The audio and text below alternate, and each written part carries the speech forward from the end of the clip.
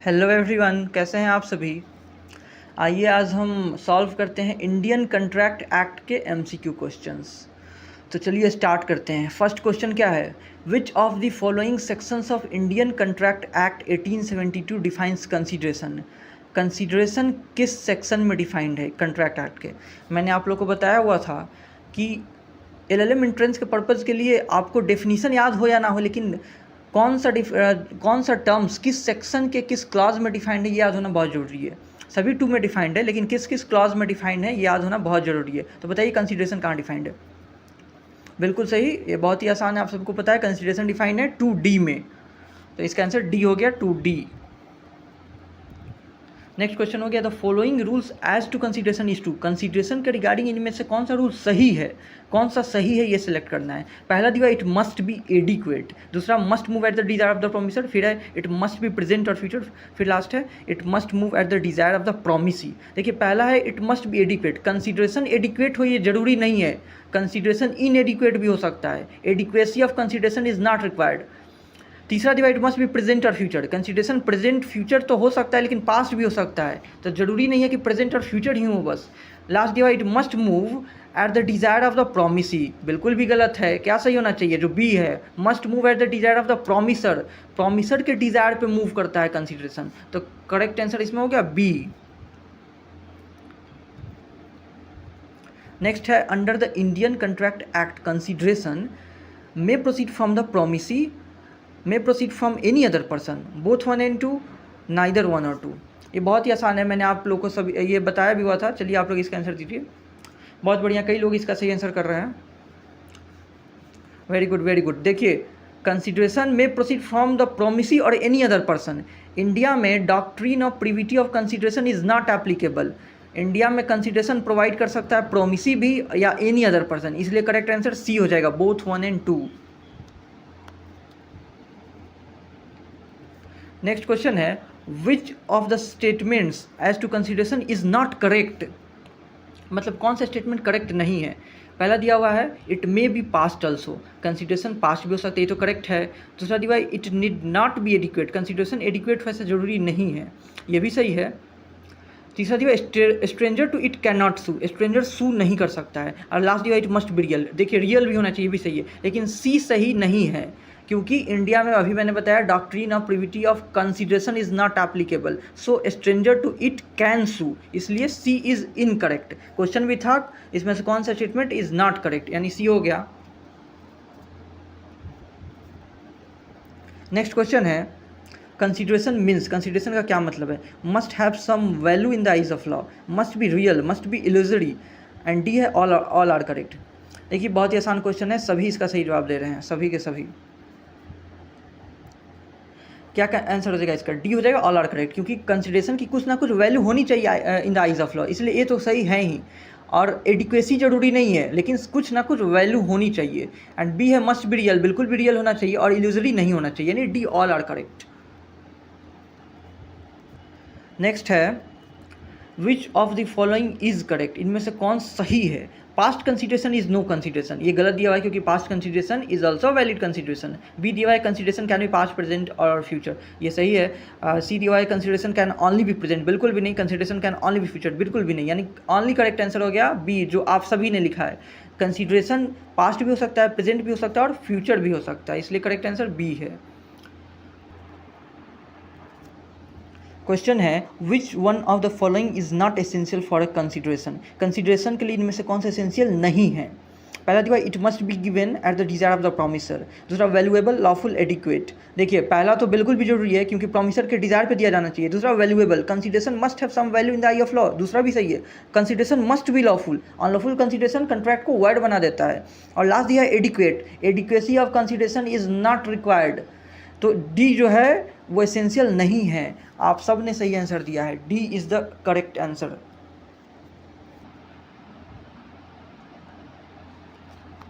Question है a consideration in a contract may be anything, nothing in return, something in return, may be illusory.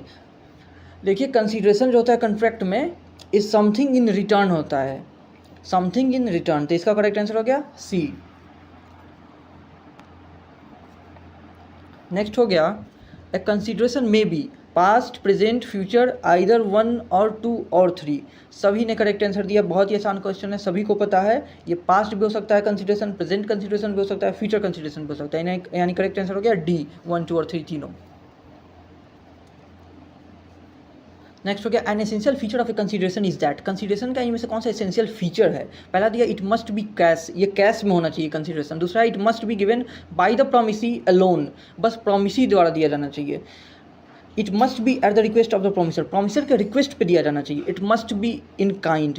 देखिए इसमें से कौन सा एसेंशियल फीचर है? तो एसेंशियल फीचर इनमें से एक ही है जो आप लोगों ने जवाब दे भी दिया। कौन सा है? It must B at the request of the promisor, promisor के रिक्वेस्ट पे होना चाहिए। तो सी हो गया इसका करेक्ट आंसर, सी। नेक्स्ट क्वेश्चन है past consideration is dot in India. Past consideration क्या है? वैलिड है या कंसिडरेशन ही नहीं माना जाता है, या इलीगल है या अनलॉफुल है? बहुत सही, आप सभी को पता है इंडिया में पास्ट कंसिडरेशन को वैलिड कंसिडरेशन माना जाता है, यानी कंसिडरेशन पास्ट भी हो सकता है। तो past consideration is valid consideration in India. Correct answer होगा ए। क्वेश्चन है which of the following is correct, इनमें से कौन सही है? पहला दिया A consideration is essential for a contract, consideration जरूरी है कंट्रैक्ट के लिए। दूसरा दिया consideration is required for a contract when parties intended to. तीसरा दिया बोथ 1 and 2 नाइदर 1 और 2। तो इसमें करेक्ट कौन सा है बताइए? बहुत सही, इसमें से करेक्ट है जो है वो ए है, बस A. Consideration is essential for a contract, मतलब कंट्रैक्ट का एक एसेंशियल एलिमेंट है कंसिडरेशन, होना ही चाहिए। ये हो गया करेक्ट आंसर।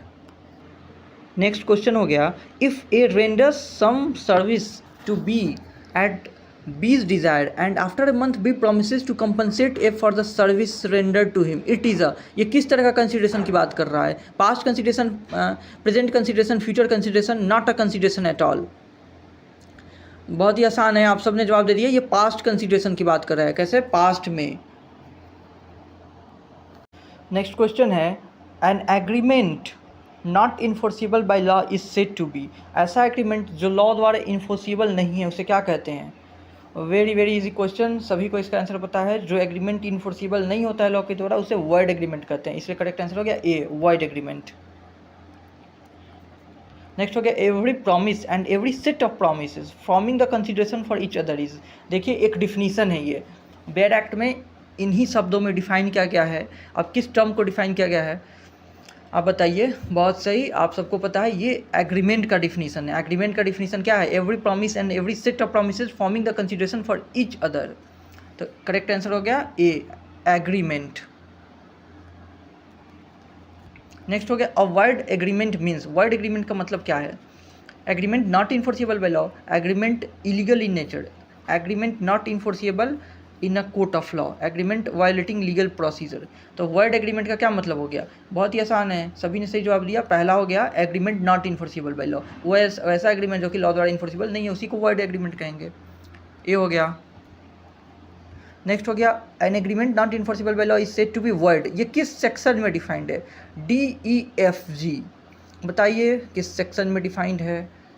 बिल्कुल सही, ये सेक्शन 2G में डिफाइंड है, 2G में डिफाइंड है। तो हो गया D correct answer. Next question है an agreement consists of reciprocal promises between at least. कितने पार्टीज के बीच में हो सकता है एटलीस्ट? बिल्कुल आसान है, बहुत सही, एटलीस्ट 2 पार्टीज, कम से कम 2 पार्टीज के बीच में। तो डी करेक्ट आंसर हो गया। नेक्स्ट क्वेश्चन हो गया which of the following statements is correct. इनमें से कौन सा स्टेटमेंट सही है? An agreement enforceable by law is a contract.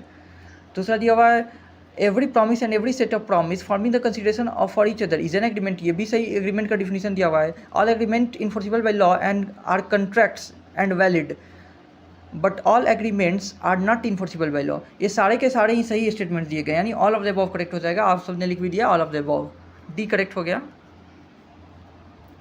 Next हो गया the agreements which are in restraint of trade. ऐसा एग्रीमेंट जो ट्रेड के रेस्ट्रेंट में हो वो क्या हो जाएगा? Valid, illegal, void, voidable. बिल्कुल सही, ये वर्ड हो जाएगा, वर्ड एग्रीमेंट। जल्दी से लिखिए किस सेक्शन में है ये, किस सेक्शन में है agreement in restraint of trade? ये हो जाएगा वर्ड एग्रीमेंट। नेक्स्ट हो गया the person making the proposal is called the. जो प्रपोजल दे रहा होता है, मेक कर रहा होता है, उसे क्या कहेंगे? And the person accepting the proposal is called. देखिए ये बहुत ही आसान है, प्रोमिसर और प्रोमिसी का डिफिनीशन की बात कर रहा है। The person making the proposal is called the promisor and the person accepting the proposal is called promisee. तो इसका करेक्ट आंसर हो गया सी, बिल्कुल सही, सी। नेक्स्ट हो गया an agreement in restraint of the marriage. Marriage के रिस्ट्रेंट में कोई एग्रीमेंट हो, या मेजर भी लिखा हुआ है पर्सन इज, क्योंकि मैंने बताया था कि एक एक्सेप्शन है जो कि है माइनर, तो माइनर के मैरिज पर स्टेंट किया जा सकता है लेकिन मेजर का नहीं, तो वर्ड हो जाएगा, बिल्कुल सही, वर्ड हो जाएगा। नेक्स्ट हो गया agreement is defined in section dash of the Indian contract act. Agreement कहाँ डिफाइंड है? बिल्कुल सही, सभी लोगों का आंसर सही आ रहा है। एग्रीमेंट का डिफिनीशन दिया हुआ है सेक्शन 2E में, section 2E defines that term agreement, तो बी हो गया आंसर। नेक्स्ट क्वेश्चन है A invites B for his son's wedding, B accepts the invitation, in this case there is an agreement but no contract since. A B को invite करता है for his son's wedding, अपने बेटी की शादी में, B accept the invitation, B accept भी कर लिया। अब बोल रहा है कि यहाँ पे एग्रीमेंट तो हो गया लेकिन कॉन्ट्रैक्ट नहीं हुआ। क्यों कॉन्ट्रैक्ट नहीं हुआ? पहला दिया option there is no consideration, क्योंकि कोई कंसिडरेशन नहीं है। दूसरा दिया है there is no intention to create legal relationship. तीसरा दिया there is no written document, और चौथा दिया there is no formal acceptance of the offer. Formal acceptance नहीं हुआ ऑफर का। देखिए बहुत ही आसान है, इसका सही आंसर आप लोग दीजिए। इसका करेक्ट आंसर क्या हो जाएगा? बी हो जाएगा, करेक्ट आंसर बी हो जाएगा। क्यों? क्योंकि यहाँ इंटेंशन नहीं है लीगल रिलेशनशिप में इंटर करने के लिए। चलिए आप लोग लिखिए कमेंट सेक्शन में कि किस केस में, कौन सा केस रिलेटेड है intention to create legal relationship. मैंने आप लोग को लैंडमार्क केसेस की लिस्ट भेजी है, उसमें ये केस मेंशन है इस टॉपिक पे। आप लोग बताइए किस केस, कौन सा केस रिलेटेड है। चलिए इसका आंसर बी हो गया कि कोई इंटेंशन ही नहीं है लीगल रिलेशनशिप में इंटर करने के लिए। नेक्स्ट हो गया A promises to deliver his watch to B and in return B promises to pay A some of Rs 2000, मतलब ₹2000। दिस इज एन, ये क्या है? एग्रीमेंट है, प्रपोजल, ऑफर, एक्सेप्टेंस है। देखिए प्रपोजल, एक्सेप्टेंस सब कुछ हो गया, यानी एग्रीमेंट है, ये एग्रीमेंट है, बिल्कुल सही, ये एक एग्रीमेंट है। नेक्स्ट है every promise and set a promise forming the consideration for each other. ये पहले भी आ चुका है, ये किसका डेफिनीशन है? एग्रीमेंट का डेफिनीशन है, एग्रीमेंट का ही डेफिनीशन को लिख दिया हुआ है, तो इसका करेक्ट आंसर बी हो जाएगा, एग्रीमेंट। नेक्स्ट है who said every agreement and promise enforceable at law is a contract. ये किसका स्टेटमेंट है? किसका स्टेटमेंट? आप लोग इसको याद कर सकते हैं, किसका स्टेटमेंट है? यह है पुल्लॉक का स्टेटमेंट है, सी, पुल्लॉक। नेक्स्ट है according to the provision of the Indian contract act. Indian contract act के प्रोविजन के according word agreement and word contract are the same. Word agreement या और वर्ड कंट्रैक्ट सेम है क्या? चलिए बताइए। मैंने आप लोगों से पूछा भी था और बताया भी था क्या डिफरेंस है वर्ड एग्रीमेंट में और वर्ड कंट्रैक्ट में। देखिए कई लोगों ने सही जवाब दिया, बिल्कुल सही, ये दोनों ही सेम नहीं है। Word agreement and word contract are not the same, ये फॉल्स स्टेटमेंट दिया हुआ है। वर्ड एग्रीमेंट वर्ड एब इनिशियो होता है, मतलब ऐसा एग्रीमेंट जो कभी कॉन्ट्रैक्ट बना ही नहीं, जो कि वर्ड एब इनिशियो हो, उसको कहते हैं वर्ड एग्रीमेंट। और वर्ड कॉन्ट्रैक्ट किसको कहेंगे? ऐसा कॉन्ट्रैक्ट जो वैलिड होता है पहले, मतलब इन्फोर्सिबल होता है, but for some reason it ceases to be enforceable, मतलब अब वो इन्फोर्सिबल नहीं रहा, अब वो वर्ड बन गया, तो इसे क्या कहेंगे? वर्ड कॉन्ट्रैक्ट कहेंगे। ठीक है, तो इसका करेक्ट आंसर हो जाएगा बी, फॉल्स। ये स्टेटमेंट फॉल्स है। नेक्स्ट क्वेश्चन है agreement to murder a person.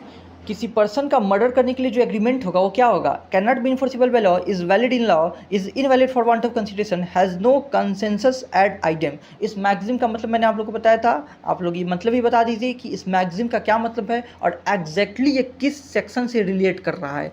मतलब ये लास्ट में जो ऑप्शन डी में मैगजिम दिया हुआ है, ये बताइए कि किस सेक्शन से रिलेट कर रहा है और इसका मतलब क्या है। चलिए उसके बाद बताइए कि इसका आंसर क्या होगा। किसी पर्सन का मर्डर करने के लिए एग्रीमेंट बनाया गया है तो क्या उसको इन्फोर्स किया जा सकता है? बिल्कुल भी नहीं इन्फोर्स किया जा सकता है, यानी can not be enforceable by law. इसका जवाब सभी का सही है, ये इन्फोर्सिबल होगा ही होगा नहीं, तो नहीं होगा, तो ए आंसर हो गया, can not be enforceable. Next next question है an agreement is valid, agreement valid कब होगा, which creates legal and social obligation of the party, social obligation से कोई लेना देना नहीं है, which creates rights of a party, which is written on a piece of paper and signed by the parties, which creates legally binding rights and obligation of the parties to it. चलिए बताइए इसका correct answer कौन सा हो जाएगा, बहुत ही आसान है जी। इसका करेक्ट आंसर क्या हो जाएगा, डी हो जाएगा। एग्रीमेंट वैलिड तब होता है जब वो क्रिएट करता है legally binding rights and obligation to the parties, parties को लीगली बाइंड करता है, तो डी करेक्ट हो जाएगा। नेक्स्ट क्वेश्चन है a wide agreement is wide एब initio but wide contract is not wide एब इनिशियो। ये सेंटेंस कैसा है, सही है गलत है, चलिए बताइए। कई लोगों ने सही आंसर दे दिया है, देखिए बहुत ही आसान है, अभी मैंने थोड़ी देर पहले एक्सप्लेन किया, ये सही सेंटेंस है। वर्ड एग्रीमेंट वर्ड इनिशियो होता है, लेकिन वर्ड कॉन्ट्रैक्ट पहले वैलिड होता है, बाद में सीजेस टू बी इन्फोर्सिबल होता है, यानी void contract is not void एब इनिशियो, यानी सेंटेंस सही हो गया, ट्रू। नेक्स्ट हो गया a minor's agreement is void, this was held in the case of. देखिए माइनर्स एग्रीमेंट वर्ड होता है, ये किस केस में हेल्ड हुआ था, बहुत ही लैंडमार्क जजमेंट है। इस जजमेंट के बारे में भी मैंने आप लोग को बताया था, मैंने लिस्ट भेजा हुआ है, इसमें ये भी जजमेंट शामिल है लैंडमार्क जजमेंट के लिस्ट में। सभी को सही आंसर पता है, मोहिरी बीबी वर्सेज धर्मोदास घोष। ओके, ये सभी लोग याद कर लीजिए। और कौन सा एक जजमेंट है रिलेटेड, बहुत ही इंपॉर्टेंट माइनर्स एग्रीमेंट से related, Khan Gul versus Lakha Singh. Next question है a minor can be, minor क्या बन सकता है, पहला जो है a partner in a firm, दूसरा an agent, an employer, all of the above. तो बताइए माइनर पार्टनर बन सकता है क्या, एजेंट बन सकता है क्या, एम्प्लॉयर बन सकता है क्या। मैंने आपको बताया था कॉन्ट्रैक्ट ऑफ एजेंसी में बताया गया है कि माइनर एक कॉम्पिटेंट एजेंट है, माइनर कॉम्पिटेंट एजेंट है, भले ही वो अपने एक्ट्स के लिए लायबल नहीं होगा प्रिंसिपल को, बट वो कॉम्पिटेंट एजेंट है, तो इसका करेक्ट आंसर क्या हो जाएगा, बी।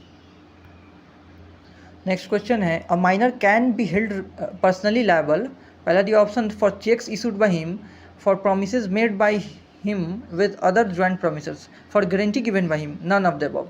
माइनर की लायबिलिटी इनमें से किस केस में बनेगी, माइनर को पर्सनली लायबल किया जा सकता है किस केस में, इसका आंसर दीजिए आप सभी।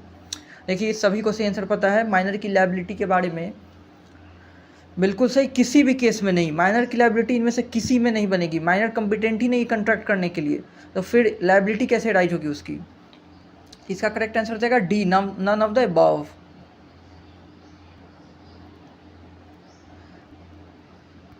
नेक्स्ट क्वेश्चन है which of the following is incorrect, इनमें से कौन सा गलत है। पहला सेंटेंस है a minor can enter into a contract, फिर है a minor can not be appointed as an agent, फिर है a minor is liable for a cheque issued by him, all of the above. बहुत ही आसान है, इसका जवाब दीजिए। कौन इनकरेक्ट है ये सिलेक्ट करना है, इनकरेक्ट स्टेटमेंट्स बहुत ही आसान है, इनमें से सारे के सारे ही इनकरेक्ट है, सबके सब इनकरेक्ट है। पहला दिया है minor can enter into a contract, minor contract में इंटर नहीं कर सकता है क्योंकि कॉम्पिटेंट ही नहीं है वो इंटर करने के लिए। दूसरा है minor can not be appointed as an agent, but minor एक कॉम्पिटेंट एजेंट है, कॉन्ट्रैक्ट ऑफ एजेंसी में पढ़ना है। बताइए कौन सा सेक्शन में है कि माइनर एक कॉम्पिटेंट एजेंट है, 182, 183 और 184 किस सेक्शन में है माइनर की कॉम्पिटेंसी। फिर दिया हुआ है सी में दिया है minor is liable for a check issued by him, minor की लायबिलिटी नहीं होगी, इसलिए सारे के सारे सेंटेंस इनकरेक्ट हो जाएंगे, डी हो जाएगा इसका आंसर।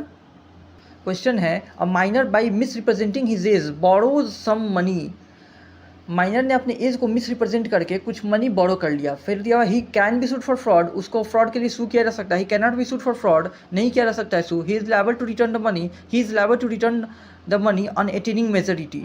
तो बताइए माइनर की लायबिलिटी राइज होगी क्या होगी, नहीं होगी, माइनर की लायबिलिटी राइज, बहुत सही नहीं होगी। तो ही can not be sued for fraud, fraud के लिए उसको सू नहीं किया जा सकता है। क्वेश्चन है a minor's guardian is not liable to the creditor for breach of contract by the minor if the contract is for, पहला दिया supply for necessaries, supply for non necessaries, supply of services, all of the above. किसके supply के लिए, सारे के सारे supply के लिए। माइनर के गार्जियन की लायबिलिटी नहीं बनेगी उस क्रेडिटर के लिए अगर माइनर ने कॉन्ट्रैक्ट में ब्रीच किया है तो इसमें हो जाएगा all of the above. Next question है who is competent to contract, contract करने के लिए इनमें से कौन से कॉम्पिटेंट है, पर्सन ऑफ अनसाउंड माइंड, दूसरा है person who has attained majority, who has not attained majority, third है person who has been disqualified by law from contracting by the court. Fourth है person who has been debarred from contesting any elections. कौन competent है contract करने के लिए? बहुत ही आसान है, सब ने सही आंसर दे दिया। देखिए पहला जो अनसाउंड माइंड पर्सन है वो इनकम्पिटेंट है। दूसरा है जिसने मेजोरिटी अटेंड नहीं किया यानी माइनर पर्सन, वो भी इनकम्पिटेंट है। और थर्ड जो दिया है वो लॉ द्वारा डिस्क्वालीफाइड है यानी वो भी इनकम्पिटेंट है। तो कम्पिटेंट कौन हो गया? जो फोर्थ नंबर है, person who has been debarred from contesting any elections, इससे कम्पिटेंसी टू कंट्रैक्ट का कोई लेना देना नहीं है, इसलिए डी जो है वो कम्पिटेंट है कंट्रैक्ट के लिए। तो करेक्ट आंसर डी हो गया। नेक्स्ट है every person is competent to contract. हर वो पर्सन कम्पिटेंट है कंट्रैक्ट करने के लिए। Who is of the age of majority according to the law to which he is subject, मतलब अगर वो मेजर हो। दूसरा है who is of sound mind हो। तीसरा है who I not disqualified from contracting by any law. Who is not होगा, who is not disqualified from contracting by any law to which he is subject. Law द्वारा disqualified नहीं है। ये सारे के ही सारे ग्राउंड है कॉम्पिटेंसी के, यानी इसका आंसर हो जाएगा बिल्कुल सही ऑल ऑफ द अबव। तो इसका आंसर डी हो जाएगा all of the above. Next है competency to contract relates to. Competency किस चीज़ से रिलेट करता है? पहला दिया age of the parties, parties case से soundness of the mind, soundness of mind of the parties, both age and soundness of mind, intelligence of the parties. Intelligence से कोई लेना देना नहीं है और एज और साउंडनेस दोनों ही मैटर करती है, मतलब मेजर भी होना चाहिए और साउंड माइंड भी होना चाहिए, तब वो पर्सन कॉम्पिटेंट माना जाता है कंट्रैक्ट करने के लिए। सभी ने सही आंसर दिया, इसका करेक्ट आंसर सी है। नेक्स्ट क्वेश्चन है the case Mohiri Bibi versus Dharmodas Ghosh is based on which provision of the Indian contract act. मतलब ये केस मोहिरी बीबी वाला केस किस सेक्शन पे बेस्ड है? सभी को पता है ये केस माइनर कंट्रैक्ट से रिलेटेड है कि माइनर कॉम्पिटेंट है कि नहीं कंट्रैक्ट करने के लिए। तो इसका सही आंसर दीजिए, बिल्कुल सही। तो माइनर कॉम्पिटेंट है नहीं कंट्रैक्ट करने के लिए। कॉम्पिटेंसी ऑफ पार्टीज किस सेक्शन में दिया हुआ है? सेक्शन 11 में दिया हुआ है। तो इसका आंसर हो गया ए, सेक्शन 11। नेक्स्ट हो गया the age of majority for contract is. Contract करने के लिए एज ऑफ मेजोरिटी क्या है? 18 साल, 21 साल, 16 साल या 18 years for girls and 21 years for boys. बहुत ही आसान, सभी ने सही आंसर दे दिया। इसका करेक्ट आंसर है 18 ईयर्स। 18 ईयर्स है मेजोरिटी एज।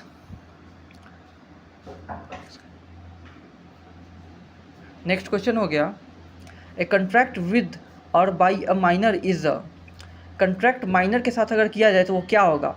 वैलिड कंट्रैक्ट होगा, वर्ड कंट्रैक्ट होगा, वर्डेबल कंट्रैक्ट होगा या voidable eight the option of the either party होगा?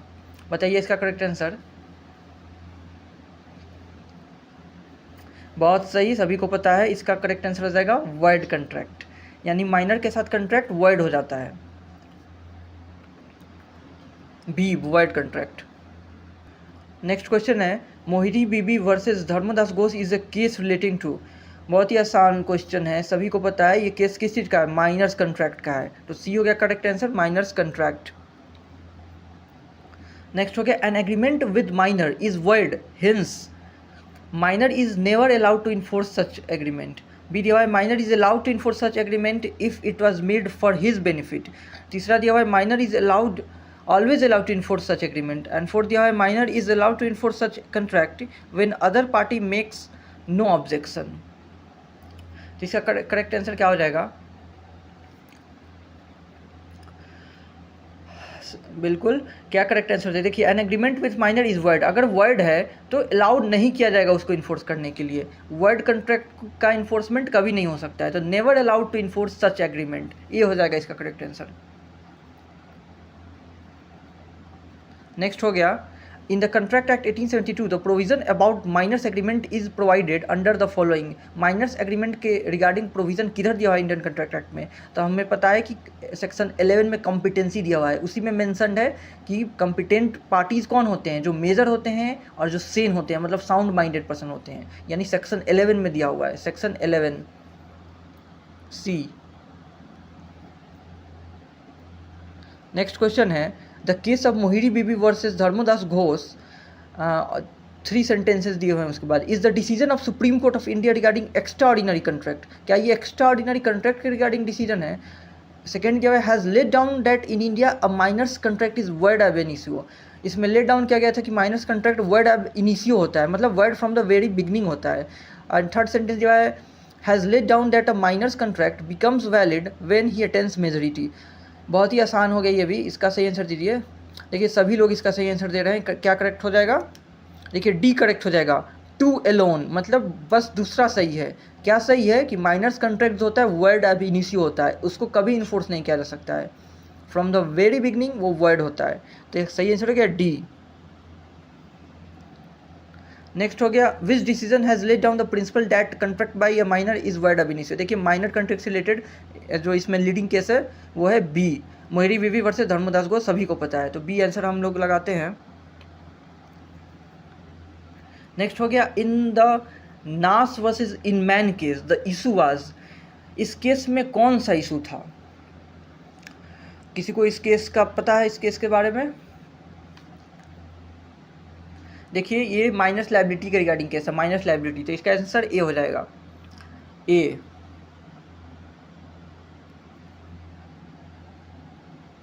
नेक्स्ट हो गया according to section 11 of the contract act a person is incompetent to contract, who is a, कौन incompetent होगा contract करने के लिए? पहला दिया है माइनर, क्या माइनर इनकम्पिटेंट है? बिल्कुल ही इनकम्पिटेंट है। पर्सन ऑफ अनसाउंड माइंड, वो भी इनकम्पिटेंट है। Person disqualified from contracting by any law, अगर लॉ ने किसी को डिस्क्वालीफाइड कर दिया है कंट्रैक्ट करने के लिए, वो भी इनकम्पिटेंट है। यानी तीनों के ही तीनों इनकम्पिटेंट हो गए, जो आप सभी ने लिख भी दिया, यानी ऑल ऑफ द अबव, सभी के सभी इनकम्पिटेंट है कंट्रैक्ट करने के लिए एज पर section 11 of the Indian contract act, तो डी हो गया correct answer. Next question on attaining the age of majority the minors agreement, majority को एज अटेन करने के बाद माइनर्स एग्रीमेंट क्या हो जाता है? क्या कैन बी रेटिफाइड, उसको रेटिफाइड किया जा सकता है, कैन बिकम्स ऑटोमेटिकली वैलिड हो जाता है, can not be ratified becomes void. इसका करेक्ट आंसर क्या हो जाएगा? बहुत इंपॉर्टेंट है, जिसको नहीं पता होगा वो याद रख लेगा कि मेजोरिटी को अटेन करने के बाद माइनर्स का एग्रीमेंट रेटिफाई किया जा सकता है या नहीं किया जा सकता है? नहीं किया जा सकता है, can not be ratified, C हो जाएगा correct answer, can not be ratified. The age of majority for the purpose of contract is, ये रिपीटेड क्वेश्चन हो गया, क्या हो जाएगा एज ऑफ मेजोरिटी? 18 ईयर्स है, 18 ईयर्स। नेक्स्ट पे आते हैं, नेक्स्ट हो गया the principle restitution stops where repayment begins, can be applied against, पहला दिया an alien enemy only, any incapable person, lunatics and idiots only, minors only. देखिए ये बहुत ही इंपॉर्टेंट प्रिंसिपल है कि रेस्टिट्यूशन तभी स्टॉप कर जाता है जब रीपेमेंट बिगिंस हो जाता है।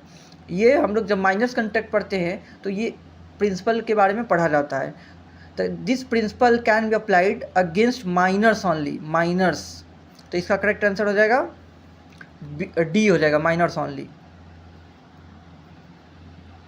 नेक्स्ट हो गया a patient in a lunatic asylum who is at intervals of sound mind, जो कभी कभी साउंड माइंड पे रहता है, तो क्या वो कंट्रैक्ट कर सकता है कि नहीं? पहला दिया है मे नॉट कंट्रैक्ट, कभी कंट्रैक्ट नहीं कर सकता है। दूसरा दिया है मे कंट्रैक्ट ड्यूरिंग इंटरवल्स, वो इंटरवल के दौरान कंट्रैक्ट कर सकता है जब वो साउंड माइंड पे रहता है। तीसरा दिया है may contract on medical certificate, और चौथा लास्ट दिया हुआ है may contract after complete sound mind. इसका करेक्ट आंसर बताइए। देखिए इसका करेक्ट आंसर बी हो जाएगा, जब भी वो इंटरवल पे रहता है, जब भी वो साउंड माइंड रहता है, उस समय कंट्रैक्ट कर सकता है। मैंने आप लोग को बताया था कि क्या देखना है, ये देखना है बस कि पर्सन कंट्रैक्ट करते समय बस साउंड माइंड है या नहीं। At the time of entering into the contract the person was of the sound mind और not, it is only thing which matters for the validity of the contract and nothing else. तो यहाँ पे हो जाएगा मे contract during intervals, यानी जब वो sound mind रहता है तब वो कंट्रैक्ट कर सकता है, बी हो जाएगा। नेक्स्ट क्वेश्चन है unlawful consideration and object have been mentioned under which section of the contract act 1872। Unlawful consideration और ऑब्जेक्ट किस सेक्शन में मेंशन्ड है? बहुत ही आसान है, वेरी गुड, सभी को याद है सेक्शन नंबर याद होना बहुत जरूरी है। इसका सही आंसर हो जाएगा ऑप्शन डी, मतलब सेक्शन 23 में मेंशन्ड है क्या? Unlawful consideration and unlawful object, D.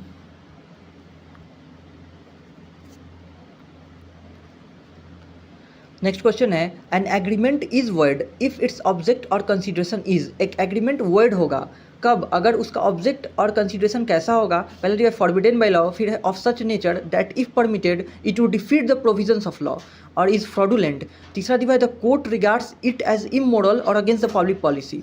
Last दिया all of these are correct.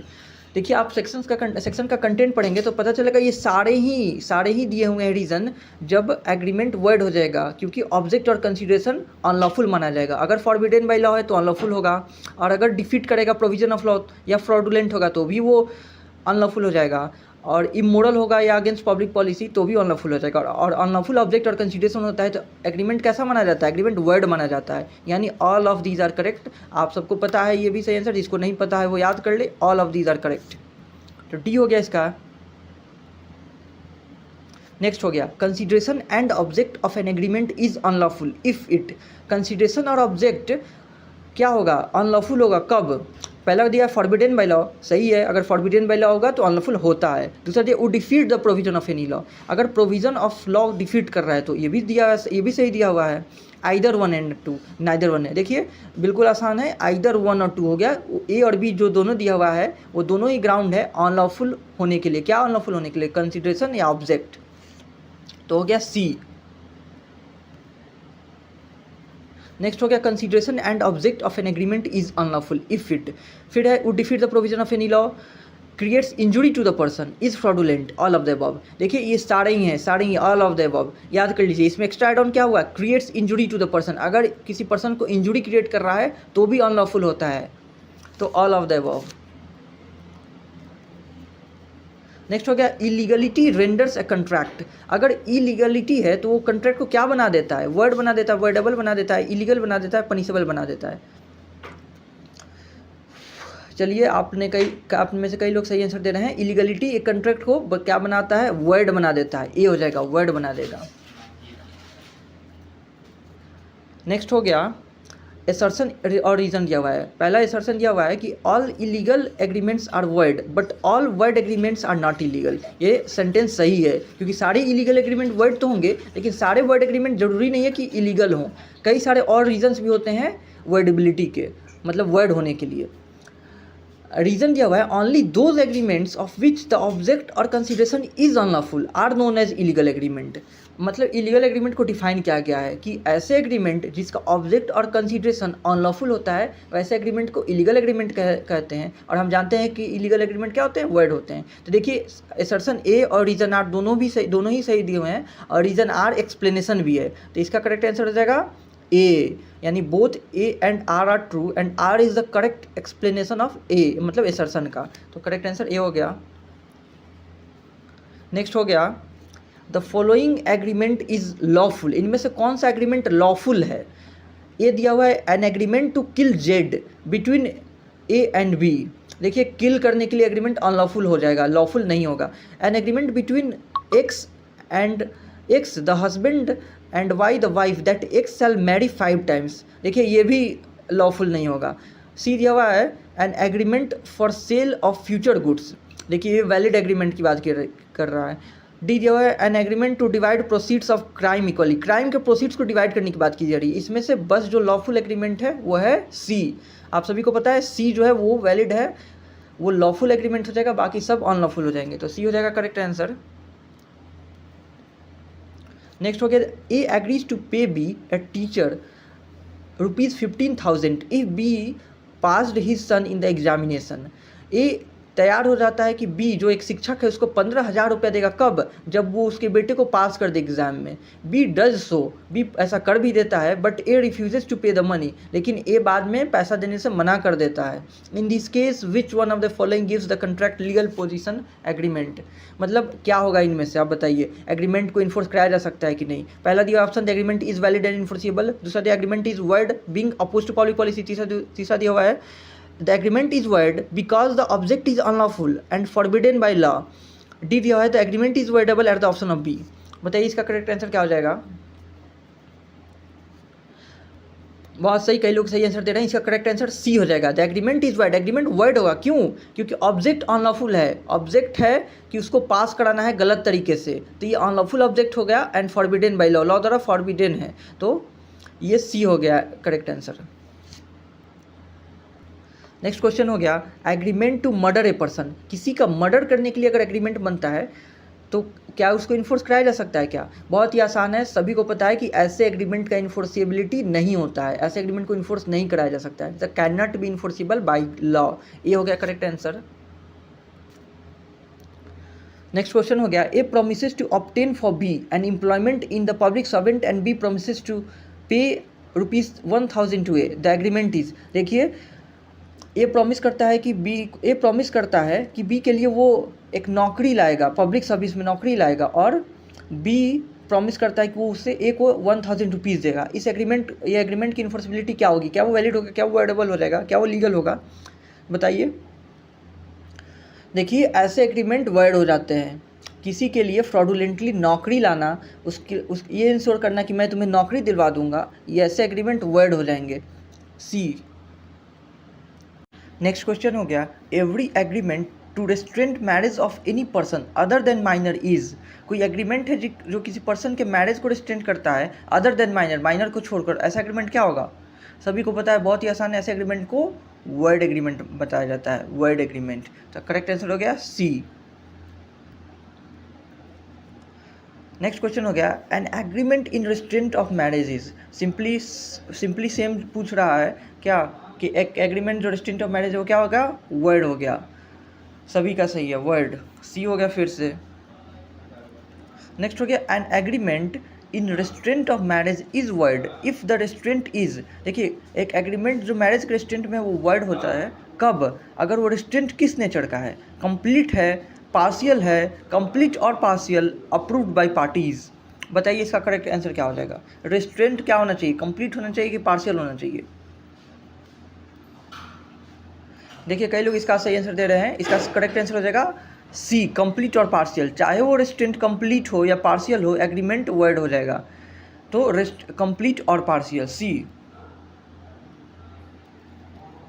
Next हो गया, an agreement to remain unmarried. एक ऐसा एग्रीमेंट कर रहे हैं कि हम हमेशा अनमैरिड रहेंगे, तो ऐसा क्या हो जाएगा? इस agreement valid, word, voidable, अनएनफोर्सेबल।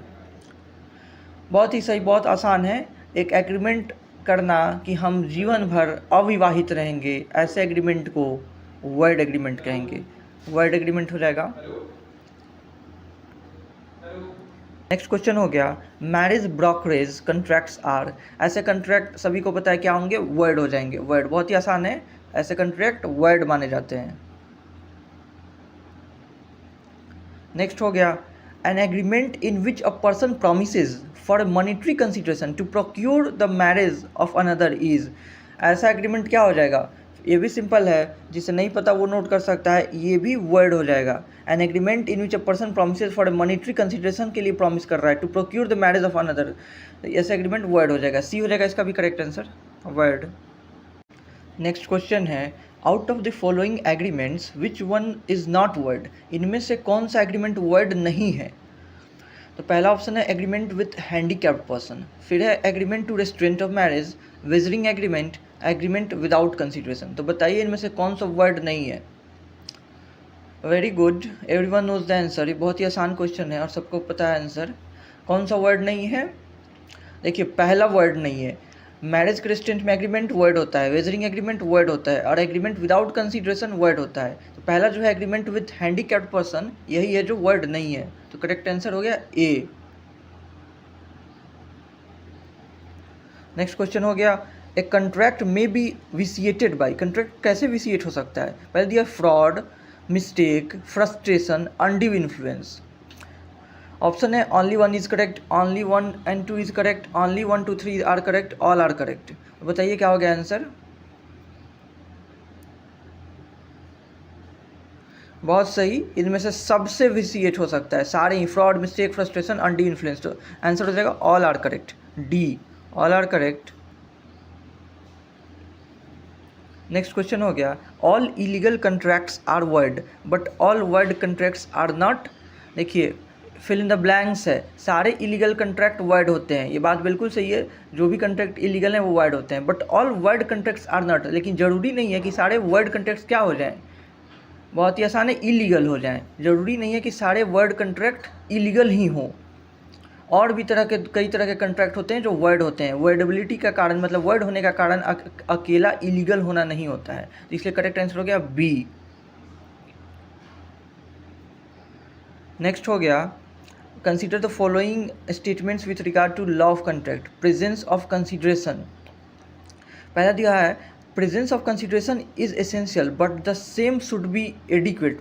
Consideration adequate होना चाहिए बोल रहा है। दूसरा बोल रहा है कि inadequacy of consideration may be considered as evidence for the presence of undue influence. Undue influence के एविडेंस के लिए कंसिडरेशन का इनएडिक्वेसी कंसिडर किया जा सकता है। देखिए दूसरा सेंटेंस तो सही है लेकिन पहला सेंटेंस बिल्कुल सही नहीं है। कंसिडरेशन एडिक्वेट हो ऐसा बिल्कुल ज़रूरी नहीं है, तो बस दूसरा सेंटेंस सही है। तो इसका करेक्ट आंसर क्या हो जाएगा? बी हो जाएगा, two only. Which of the statements given above is are correct. पूछ रहा था कौन सा स्टेटमेंट ऊपर दिया हुआ स्टेटमेंट में से सही है, यानी बस सेकेंड सही हो जाएगा, तो बी हो जाएगा।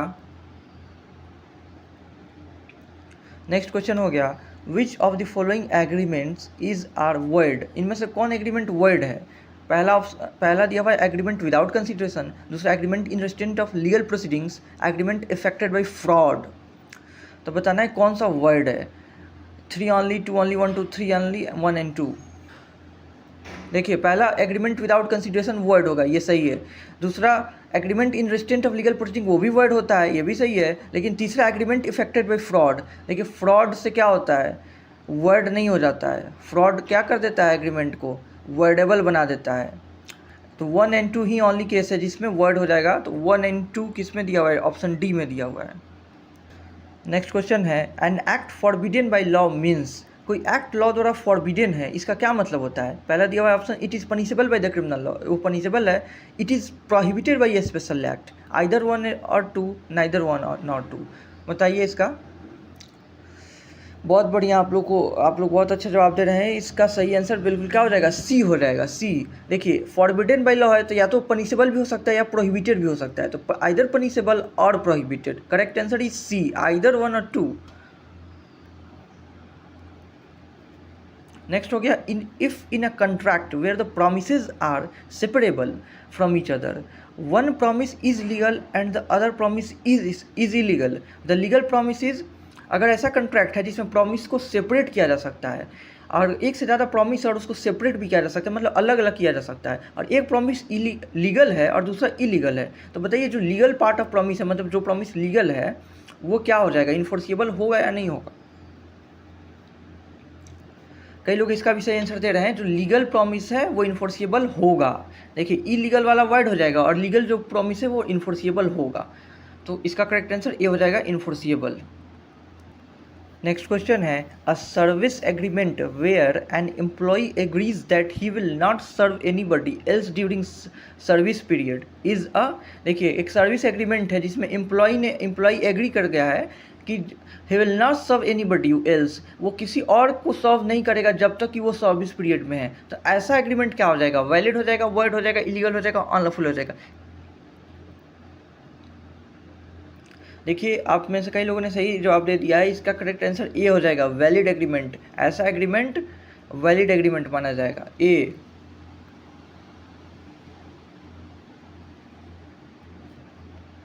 नेक्स्ट क्वेश्चन हो गया, and all illegal agreements are. सारे इलीगल एग्रीमेंट्स क्या होते हैं? Void ab initio, valid, voidable, enforceable. बताइए इलीगल एग्रीमेंट्स वर्ड शुरू से ही होते हैं या बाद में वर्ड हो जाते हैं, वर्डेबल होते हैं, क्या होते हैं? बिल्कुल सही, बहुत ही आसान है। इलीगल एग्रीमेंट्स वर्ड एब इनिशियो होते हैं, सभी ने सही आंसर दिया। इलीगल एग्रीमेंट्स वर्ड एब इनिशियो होते हैं, स्टार्टिंग से, from the very beginning they are void, ये हो जाएगा। नेक्स्ट हो गया, all void agreements are always. सारे वर्ड एग्रीमेंट्स क्या होते हैं? इलीगल होते हैं क्या? नहीं, जरूरी नहीं है कि सारे वर्ड एग्रीमेंट इलीगल नहीं हो। वैलिड होते हैं क्या? बिल्कुल भी नहीं। इन्फोर्सिबल भी होते हैं क्या? नहीं। None of the above. देखिए बहुत ही आसान दिया हुआ है इसमें, नन ऑफ द अबव। सारे ही ऑप्शन में से कोई फुलफिल नहीं हो रहा है। इलीगल भी नहीं होते हैं, वैलिड भी नहीं होते हैं, इन्फोर्सिबल भी नहीं होते हैं, तो all voids agreement are none of the above, D हो जाएगा। नेक्स्ट क्वेश्चन है, A fraud has been discovered by a party in a contract and lodged a criminal case, afterwards that the parties agree to withdraw the case as only compensate the disadvantageous party, such contract is. Public policy का against है, इसलिए word हो जाएगा, illegal हो जाएगा, voidable हो जाएगा, valid हो जाएगा। देखिए बहुत ही आसान है, ये वर्ड हो जाएगा क्योंकि पब्लिक पॉलिसी के अगेंस्ट है, तो ये हो जाएगा इसका करेक्ट आंसर। नेक्स्ट क्वेश्चन है, Ajay grants a lease of a premises to Vijay for 1 year at a monthly rent of rupees 5,000, knowing the premises will be used for prostitution. This lease is, ये ऐसा lease क्या होगा? देखिए immoral purpose है object जो है, तो ऐसा एग्रीमेंट जो होगा, ये लीज जो होगा वो वर्ड हो जाएगा, क्योंकि वो जानता था कि वो उसे पहले से पता था कि ऐसे प्रेमाइसिस का यूज़ किस लिए होना है, प्रोस्टिट्यूशन के लिए होना है, तो ये वर्ड हो जाएगा, बी हो जाएगा। नेक्स्ट हो गया contract forbidden by law are. Contract अगर फॉरबिडेन बाय लॉ है तो क्या होगा? वैलिड होगा, वर्ड होगा, इलीगल होगा, बोथ 2 and 3, मतलब वर्ड और इलीगल दोनों होगा। अगर लॉ द्वारा फॉरबिडेन है तो इलीगल तो होगा ही, क्योंकि लॉ ने उसे ऑलरेडी फॉरबिड किया हुआ है, और वर्ड हो जाएगा क्योंकि ऐसे कंट्रैक्ट को इन्फोर्स नहीं किया जा सकता है। तो बी एंड सी दोनों, वर्ड और इलीगल। कई लोगों ने सही आंसर दिया, बहुत बढ़िया, वर्ड भी हो जाएगा और इलीगल भी हो जाएगा, ठीक है। नेक्स्ट हो गया X promises Y to drop a prosecution which he has instituted against Y for robbery, and Y promises to restore the value of the things taken. Which of the following is the correct answer? देखिए इस तरह के agreement सभी को पता है क्या हो जाएगा, इस तरह का एग्रीमेंट वर्ड हो जाएगा, क्योंकि इसका ऑब्जेक्ट अनलॉफुल है। वो क्या ऑब्जेक्ट है इसमें? वो उसने जो प्रोसिक्यूशन स्टार्ट किया हुआ है, इनिशिएट किया हुआ है एक रॉबरी के क्राइम के लिए, उसको वो वापस ले लेगा और उसके बदले में वो अपना सामान वापस मांग रहा है। लेकिन ऐसे एग्रीमेंट जो होंगे वो वर्ड हो जाएंगे। तो the agreement is void as its object is unlawful. D दिया हुआ है करेक्ट आंसर, डी। नेक्स्ट हो गया an agreement to share the benefits of a public office is. किसी पब्लिक ऑफिस के बेनिफिट शेयर करने के लिए अगर कोई एग्रीमेंट बनाता है तो वो क्या हो जाएगा? Valid, voidable, void, none of these. चलिए कई लोगों को पता है ऐसे भी एग्रीमेंट वर्ड होंगे। आप पब्लिक ऑफिसेज के बेनिफिट शेयर नहीं कर सकते हैं और शेयर करने के लिए एग्रीमेंट नहीं बना सकते। ऐसा एग्रीमेंट अगर बनाएंगे तो वर्ड हो जाएगा, तो सी हो जाएगा करेक्ट, वर्ड। नेक्स्ट दिया हुआ है which of the following statements is correct. इनमें से कौन सा स्टेटमेंट करेक्ट है? पहला दिया हुआ है void agreements are always illegal. Void agreement हमेशा ही इलीगल होते हैं। Illegal agreements are voidable. फिर दिया हुआ illegal agreements can be void. Illegal agreements are always void. देखिए इसमें कौन सा करेक्ट है, आप लोग बताइए। करेक्ट सुनना है, करेक्ट स्टेटमेंट कौन है? बहुत बढ़िया, कई लोग सही आंसर कर रहे हैं। इसका करेक्ट आंसर डी है। डी में क्या लिखा है? Illegal agreements are always void. मतलब ऐसे एग्रीमेंट जो इलीगल होते हैं वो हमेशा ही वर्ड माने जाते हैं। बिल्कुल सही है, क्योंकि वो सारे एग्रीमेंट्स जो कि लॉ जो इलीगल होते हैं, लॉ के नज़र में वो इलीगल हैं, ऐसे सारे एग्रीमेंट्स वर्ड हो जाएंगे, वर्ड। तो डी हो जाएगा करेक्ट आंसर। चलिए आज के लिए हम लोग इतना ही रहने देते हैं, फिर हम लोग नेक्स्ट वीडियो में कॉन्ट्रैक्ट के बाकी सारे एमसीक्यूज़ और डिस्कस करेंगे। तो चलिए थैंक यू सो मच, आप लोग अपना बहुत बहुत ख्याल रखिए। Okay bye bye.